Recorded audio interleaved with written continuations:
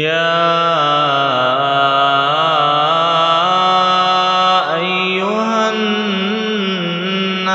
اعبدوا ربكم الذي خلقكم والذين من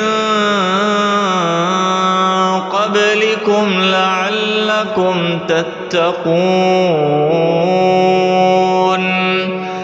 الذي جعل لكم الأرض فراشا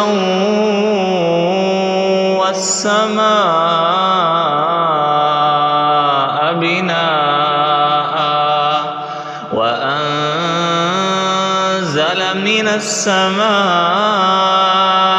ماء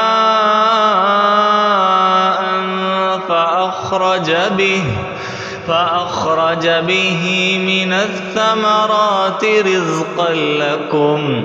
فلا تجعلوا لله أندادا